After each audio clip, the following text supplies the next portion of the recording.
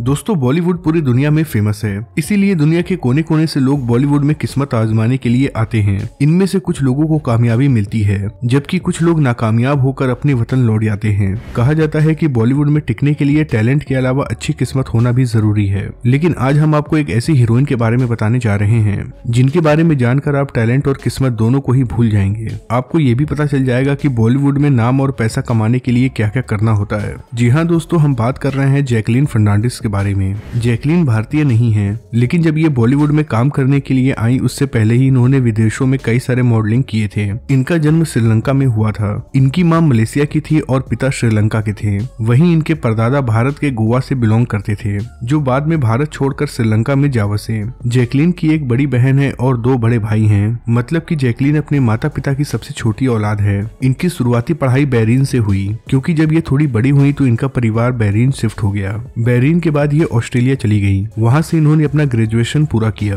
इसके बाद ये वापस अपने देश श्रीलंका चली गई। वहां जाकर इन्होंने मॉडलिंग की और एक टीवी शो में काम किया।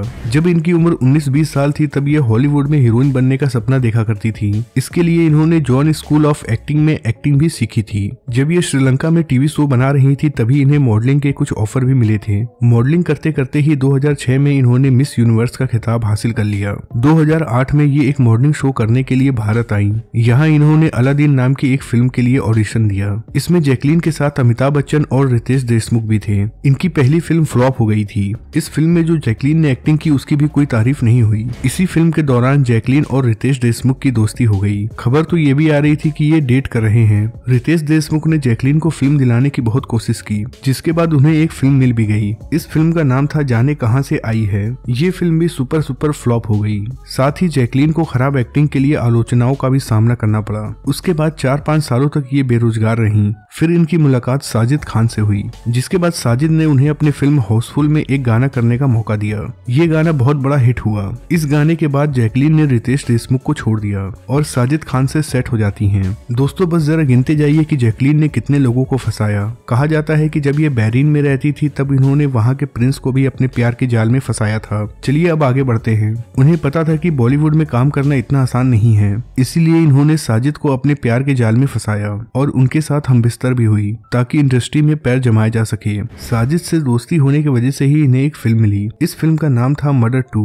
ये जैकलीन की पहली सफल मूवी गिनी जाती है। अब साजिद जैकलीन से शादी करना चाहते थे, लेकिन जैकलीन ने शर्त रखी कि जब तक वो बॉलीवुड में सफल नहीं हो जाती तब तक वो शादी नहीं करेंगी। लेकिन हाँ, दोस्ती के नाम पर वो शारीरिक संबंध जरूर बना सकती हैं। अब साजिद ने अपने दोस्त अब्बास मस्तान से जैकलीन के लिए बात की, जिसके बाद इन्हें रेस 2 मूवी मिल गई। ये फिल्म भी हिट हो जाती है। रेस मूवी हिट होने के बाद जैकलीन ने साजिद को साइड करना शुरू कर दिया, जिसके बाद इन्होंने साजिद नाडियावाला पर डोरे डालना शुरू कर दिया, क्योंकि जैकलीन जानती थी कि ये एक बड़े फिल्म मेकर हैं। साजिद नाडियावाला से प्यार करने का अंजाम ये मिलता है कि उन्हें साजिद की नई फिल्म किक में काम करने का मौका मिलता है। इस फिल्म में उनके अपोजिट सलमान खान भी थे। इस फिल्म के हिट होने के बाद साजिद को लगता था कि जैकलीन उनके और भी करीब आ जाएगी, पर ऐसा नहीं होता है। इस फिल्म के हिट होने के बाद जैकलीन अपने दूसरे शिकार के लिए निकल पड़ती हैं। इस बार उनके शिकार बने सलमान खान। जैकलीन सलमान खान के करीब चली जाती हैं। इन्हें किसी की लुगाई नहीं बल्कि सुपरस्टार बनना था। इनका रिश्ता कभी बॉयफ्रेंड और गर्लफ्रेंड वाला था ही नहीं। ये केवल उस रिश्ते से जुड़े हुए थे जो बॉलीवुड को पसंद होता है। जैकलीन का किसी के करीब जाने का मकसद केवल एक ही होता था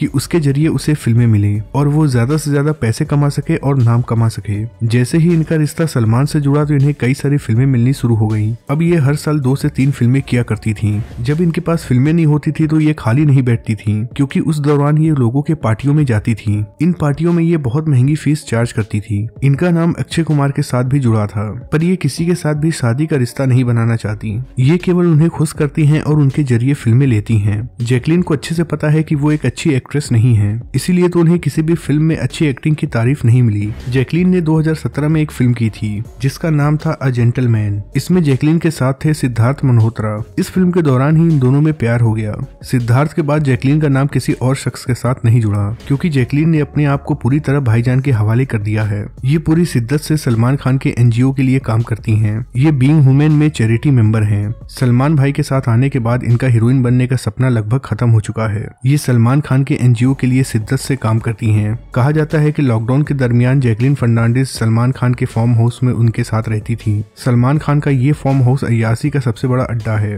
अब जाहिर सी बात है कि यहाँ सलमान खान के साथ 3 महीने महीने रहकर इन्होंने बहन का रिश्ता तो निभाया नहीं होगा। दोस्तों ऐसे तो हर हीरोइन का अपना घर होता है, लेकिन जैकलीन का अपना कोई घर था ही नहीं। ये जिसके साथ भी प्यार या प्यार करने का नाटक करती थी उसी के घर में रहा करती थी। लॉकडाउन के बाद सलमान खान ने जैकलीन को एक फ्लैट दिया जिसमें जैकलीन आज भी रहती हैं।